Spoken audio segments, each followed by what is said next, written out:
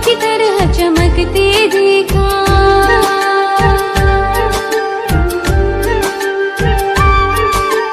फूलों की तरह खिलते देखा, तारों की तरह चमकते देखा। हे माँ जगदम्बे आंचल में हो, सारी जग को पलते देखा, सारी जग को पलते देखा। ओम शांति। आज 24 जून हमारी मातेश्वरी मम्मा का अव्यक्त दिवस। तो मम्मा की हमने अनेकानेक विशेषताएं सुनी। आज हम जानेंगे कि कैसे मम्मा को जब शरीर का पेपर आया उस समय भी मम्मा की अवस्था कैसी थी, कैसे बाबा पर निश्चय, कैसे ड्रामा पर निश्चय, बाबा से प्यार। तो सबसे पहले मम्मा को एक बार क्या हुआ था, कंधे पर एक फोड़ा निकला था। तो वो फोड़ा बहुत अंदर तक गहरा था। तो डॉक्टर आए देखने। तो डॉक्टर्स ने कहा कि ये फोड़ा बहुत गहरा है, इसका इलाज तो हॉस्पिटल में ही होगा, इस फोड़े का हमें ऑपरेशन करना पड़ेगा। ऑपरेशन मतलब फोड़े का वो काटते हैं, चीरते हैं। तो बाबा को जब ये बात पता चली कि डॉक्टर कह रहे हैं कि हम इस फोड़े का ऑपरेशन करेंगे, तो बाबा ने कहा, अरे मम्मा ये तो जगदम्बा है, इसको कहीं किसी डॉक्टर का हाथ लगे, ये तो सही नहीं है। डॉक्टर से बोलो हमें इलाज बता दें, हम खुद ही यहाँ पर मम्मा का इलाज करेंगे, घरेलू इलाज करेंगे, सब तरह का इलाज करके मम्मा को हम ठीक कर देंगे। अब आप सोचो उस समय मम्मा की अवस्था, एक तरफ वो फोड़े से शरीर में कष्ट तकलीफ हो रही है, लेकिन बाबा ने जब कहा कि इस फोड़े का ऑपरेशन डॉक्टर नहीं करेगा, तो मम्मा ने एक बार भी ये नहीं कहा कि नहीं बाबा ये ऑपरेशन होने दो ताकि जल्दी ठीक हो जाए। मम्मा ने उस टाइम भी कहा जो बाबा कहे, जी बाबा करते हुए मम्मा ने कहा बाबा आप जैसे कहो वैसे ही करना है। और बाबा ने मम्मा का इलाज घरेलू इलाज से करके और उस फोड़े का इलाज अच्छे से करके वो ठीक कर दिया। एकदम मम्मा वापस स्वस्थ हो गए, ठीक हो गए। तो ये मम्मा का बाबा पर निश्चय कि बाबा ने जो कहा है वही मुझे करना है। मम्मा ने क्यों का कभी भी नहीं किया। अब कई सालों के बाद फिर मम्मा को दूसरा शरीर का पेपर आया और वो पेपर बहुत लंबा पेपर था और बहुत कड़ा पेपर था। मम्मा को शरीर में बहुत तकलीफ थी, कहीं गांठ हो गई थी। तो मम्मा को वो टेस्ट कराने के लिए बॉम्बे ले गए थे। जब वहां टेस्ट कराने के लिए टाटा हॉस्पिटल ले गए तो रमेश भाई जी अपना अनुभव बताते थे कि मम्मा को जब हॉस्पिटल ले गए तो उनसे पहले एक लड़की का भी टेस्ट हो रहा था और उस लड़की का टेस्ट डॉक्टर्स ने कहा कि इसके टेस्ट के बाद ही मम्मा का टेस्ट होगा। तो रमेश भाई जी ने कहा भाई हाँ ये तो अच्छा है, अगर इसकी रिपोर्ट नेगेटिव आ गई तो हमारी मम्मा का भी सही आ जाएगा, शुभ शुभ संकेत मिलेंगे। तो उस लड़की का टेस्ट हुआ और उसके बाद उसकी कैंसर की रिपोर्ट नेगेटिव आई, उसको कैंसर नहीं था। रमेश भाई जी और खुश हो गए कि अब हमारी मम्मा का भी रिपोर्ट नेगेटिव ही आएगा। लेकिन मम्मा का जब टेस्ट हुआ ऑपरेशन के लिए वहां ले जा रहे थे बायोप्सी के लिए, तब रमेश भाई जी और भाऊ विश्व किशोर इतना उनका मम्मा के प्रति प्यार, उन्होंने कहा कि हमारी मम्मा को कोई वार्ड बॉय साथ में नहीं ले जाएगा, हम उनके बच्चे मम्मा को ऑपरेशन थिएटर तक ले जाएंगे। तो रमेश भाई जी और भाऊ विश्व किशोर मम्मा को वहां तक ले गए और डॉक्टर्स ने टेस्ट किया, बायोप्सी किया। उसके बाद जब रिपोर्ट आई तो रिपोर्ट पॉजिटिव आई। मम्मा को उस समय शरीर में जो तकलीफ थी तो रिपोर्ट में आया कि मम्मा को कैंसर हुआ है। तो अंत समय में मम्मा को शरीर की ये व्याधि आई, लेकिन ऐसे समय में भी मम्मा निरंतर योग युक्त अपनी अवस्था एक रिंचक मात्र भी हिलाई नहीं। अब बच्चे तो हिल गए क्योंकि बच्चों का माँ से प्यार था कि हमारी मातेश्वरी को इतनी बड़ी शरीर की व्याधि, लेकिन फिर भी बच्चों ने कहा चलो हिम्मत रख के अब मम्मा का हम ऑपरेशन करा के ठीक करके बाबा के पास ले जाएंगे। तो मम्मा का जब ऑपरेशन करने वाले थे उससे पहले डॉक्टर्स ने फॉर्म भराना था। तो डॉक्टर ने जब फॉर्म भराया तो उसमें लिखा था कि इस पेशेंट की आमदनी कितनी है, इनकम कितनी है। तो रमेश भाई जी ने कहा कि इनकी अभी वर्तमान में आमदनी तो 0 है। तो डॉक्टर्स ने कहा 0, बिल्कुल कुछ भी नहीं। कहा नहीं। अब मन में तो रमेश भाई जी के आ रहा था कि कहाँ ये धन की देवी सतयुगी महारानी लक्ष्मी, और अभी तो इनका स्थूल धन के रूप में 0 ही है इनकम। तो उन्होंने कहा 0 है, हम सब खर्चा करने वाले तो हैं। लेकिन डॉक्टर्स ने कहा नहीं, पेशेंट की इनकम बताओ। तो उन्होंने कहा पेशेंट की तो इनकम 0 है। 0 सब जगह लिखवाया। तो मम्मा का ऐसे देखो, वो धन की देवी होने के बाद संगम युग में बाहर का स्थूल धन कुछ नहीं, 0 इनकम। डॉक्टर्स ने फिर फ्री में इलाज किया, ऑपरेशन हुआ, कीमो हुई, सब तरह से मम्मा का इलाज हुआ। और कुछ दिन के बाद फिर मम्मा को मधुबन ले जाया गया। तो रमेश भाई जी भी थे, मम्मा के साथ उनकी जमुना दादी और उषा बहन, ये सब मम्मा के साथ ट्रेन में जा रहे थे आबू के लिए।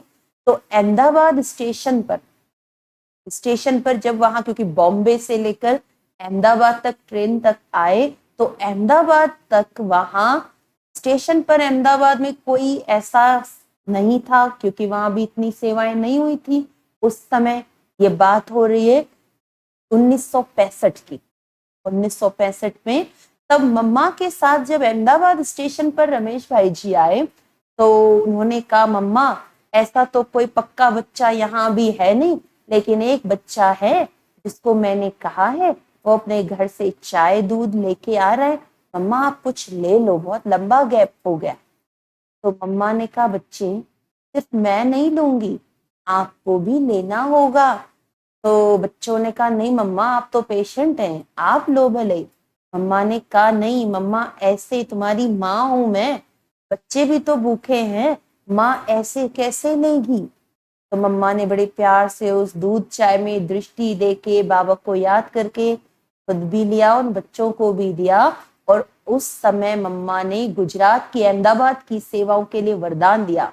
मम्मा ने रमेश भाई जी को कहा कि बच्चे देखना, ऐसा दिन आएगा या खूब सेवाएं होगी, जब भी अहमदाबाद से कोई भी ट्रेन क्रॉस करेगी तो यहाँ अहमदाबाद में बाबा के बच्चों को अच्छे से भोजन चाय पानी की व्यवस्था अच्छी मिलेगी, यहाँ खूब सेवा होगी। तो वो मम्मा के वरदानी बोल, और आज आप देखेंगे गुजरात में खूब सेवा हुई है और हो रही। फिर क्या होता है, मम्मा जब मधुबन आते हैं फिर भी शरीर में तो तकलीफ है माँ को। फिर थोड़े दिन के बाद वापस पुनः मुंबई मम्मा को ले जाया गया, और वहां मुंबई में डॉक्टर ने फिर चेकअप किया, कीमो दिया। तो डॉक्टर्स ने देखा अभी गंभीर हालत है, शरीर में फैल चुका है वो वायरस, इतनी ज्यादा मम्मा के शरीर में तकलीफ थी, पीड़ा थी। तो डॉक्टर्स ने रमेश भाई जी को कहा कि अब इनकी जिंदगी के बस 3 महीने ही बाकी हैं, अब ये ज्यादा नहीं जी सकती। तो रमेश भाई जी को, सिर्फ एक रमेश भाई जी को ये बात पता थी। तो जब उनको ये बात पता चली तो उनसे तो रहा ही नहीं गया, वो रो भी रहे थे, दुखी भी थे।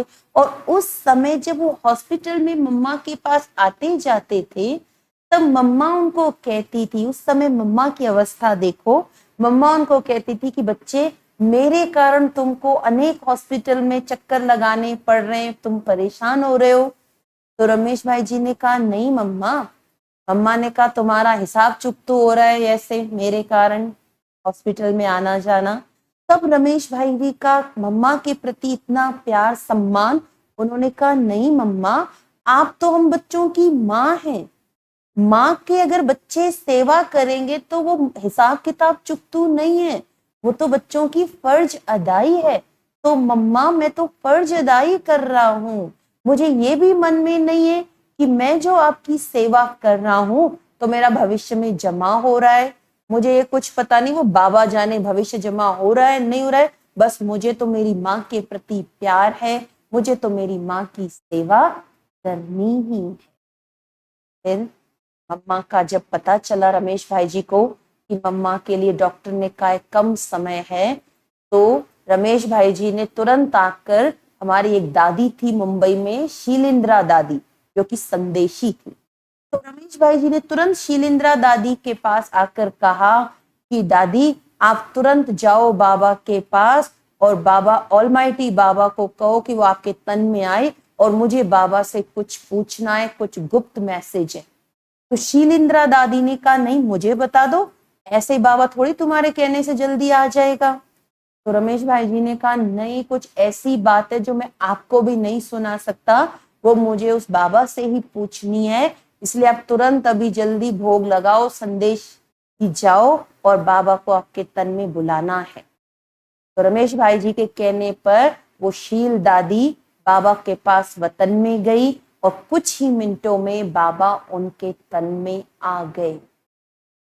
बाबा जब शिव बाबा शीलिंद्रा दादी के तन में आए तब रमेश भाई जी ने कहा बाबा ये क्या, हमारी मातेश्वरी जी के लिए डॉक्टर ने कहा बस 3 महीने का समय है। तो बाबा अब आप बताओ, अब हमें तो नहीं ये बात पसंद है, आप कुछ भी करके हमारी मम्मा को बचाओ, हमारी मम्मा को कहीं भी जाने नहीं देंगे। बाबा ने कहा बच्चे ये तो ड्रामा की भावी है, ये टल नहीं सकती। रमेश भाई जी ने कहा नहीं बाबा, कुछ भी करके, मैं तो कुछ भी करके, अभी आप बताओ, आप सुप्रीम सर्जन हो, आप कुछ ऐसी दवाई बताओ, लेकिन हमारी मम्मा को आपको बचाना ही होगा। मैं ऐसे नहीं मानूंगा, आपको बचाना ही होगा। मैंने आज तक आपसे कुछ नहीं मांगा, लेकिन आज आपको हमारी मम्मा की जान बचानी पड़ेगी। बाबा ने कहा बच्चे जिद मत करो, जो ड्रामा में होना है वो तो होकर ही रहेगा। बहुत रोए रमेश भाई जी, बहुत रोए, और बाबा ने उनके ही जेब से रुमाल निकाल के उनके आंसू पोंछे और कहा बच्चे अपने आप को संभालो, मैं तुम्हें शक्ति दूंगा इस परिस्थिति में, तुम्हें एक काम और भी करना है। अब ये बात तुम्हें अपनी माँ को, मम्मा को भी बतानी है और बाबा को भी बतानी है, साकार ब्रह्मा बाबा को भी, कि मम्मा के पास अब कम समय है। तो रमेश भाई जी ने कहा बाबा मैं ये कैसे कहूंगा, मैं अपनी माँ को ये कहूं कि आपके पास जिंदगी के कुछ ही महीने बाकी हैं? बाबा मेरे से ये नहीं होगा। बाबा ने उनके आंसू पोंछते हुए कहा बच्चे नहीं, ये काम तुम ही कर सकते हो। बाबा ने ये भी कहा कि देखो मैं ये बात किसी और को पता नहीं चलने देना चाहता हूँ, मैं चाहता तो संदेशी की साड़ी से तुम्हारे आंसू पोंछ सकता था, लेकिन इसकी साड़ी गीली होगी, उसको बाद में पता चल जाएगा कि ये रोया था, इसलिए मैं तुम्हारे ही रुमाल से तुम्हारे आंसू पोंछ रहा हूं ताकि किसी को पता नहीं चले। अब तुम मम्मा को पत्र में लिखकर बताओ कि उनके पास कम समय है, और ये पत्र लिखने के लिए तुम अपने रात में ऑफिस में जाओ, वहां बैठकर लिखना। बहुत बड़ा पेपर था। रमेश भाई जी कहते हैं वो कुछ दिन जब ऐसे निकले जिंदगी के कि कैसे ये बात मैं स्वीकार करूं, कैसे मैं मम्मा को बताऊं, और वो ऑफिस गए और लेटर लिखने बैठे। एक बार नहीं 4-5 बार लिखने जैसे ही बैठे, लेकिन उनसे वो शब्द लिखे नहीं जा रहे। आखिर हिम्मत करके जब बाबा ने उनको शक्ति दी, उन्होंने पत्र में लिखा मम्मा अब आपके जीवन में बस 2-3 महीने ही रहे। और ये ऐसे पत्र लिखकर मम्मा को आकर उन्होंने दिया। मम्मा ने जैसे ही वो पत्र पढ़ा और मम्मा की अवस्था में कोई फर्क नहीं आया। इतनी बड़ी बात अपने ही जीवन की कि अब मेरे पास बिल्कुल कम समय है। मम्मा ने जैसे ही वो पत्र पढ़ा और कहा बच्चे कोई बात नहीं, ये ड्रामा की भावी है, ये तो होना ही है, कोई बात नहीं। ऐसे मम्मा की अवस्था अचल अडोल थी। अंत समय में भी बच्चों की तो अवस्था हिल गई भले, लेकिन हमारी माँ मातेश्वरी अचल अडोल रहकर बच्चों को भी हिम्मत देती रही।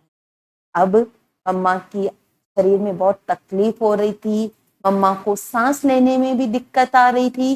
तो डॉक्टर्स ने कहा अब आप अपनी माँ को जहाँ लेके जाना चाहो वहां ले जाओ।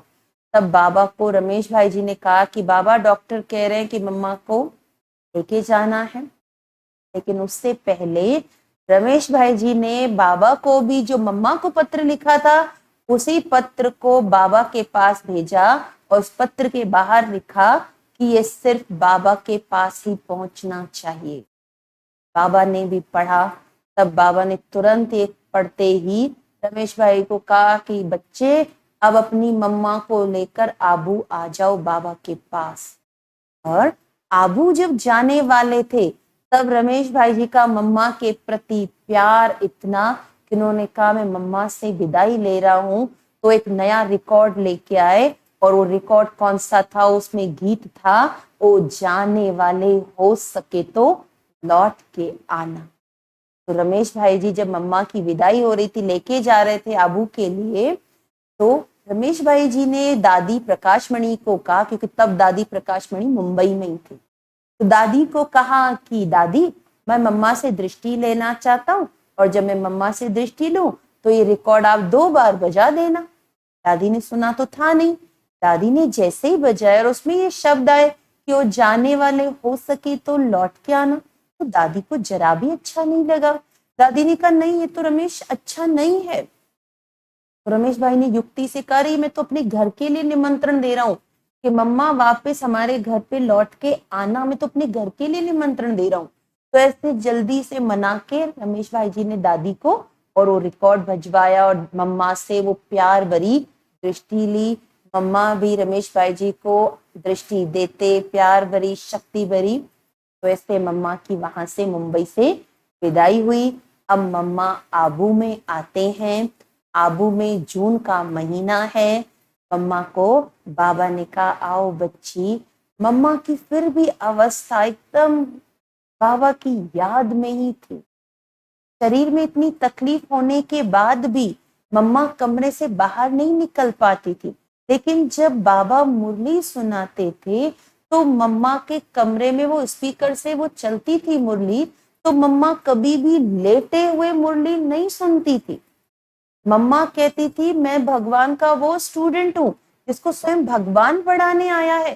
तो ऐसी शरीर की तकलीफ होने के बाद भी मम्मा बैठकर विधिवत तैयार होके बैठती थी और बाबा के महावाक्य सुनती थी, ऐसे अंतिम दिनों में भी। और 23 जून 1965 सुबह की मुरली के बाद बाबा ने मम्मा को कहा मम्मा आज बच्चों को आम तुम अपने हाथ से दो। मम्मा तो हमेशा जी बाबा कहती थी। मम्मा ने कहा जी बाबा जैसे आप कहो। और मम्मा ने एक एक बच्चे को आम की टोली बड़े प्यार से दृष्टि देकर देती गई मम्मा। तो इस तरह बच्चों को ये लग ही नहीं रहा था कि जैसे हमारी मम्मा बस जा रही हैं। बच्चों को तो एक को भी पता नहीं था। बच्चे प्यार से मम्मा से दृष्टि लेते हुए आम लिया।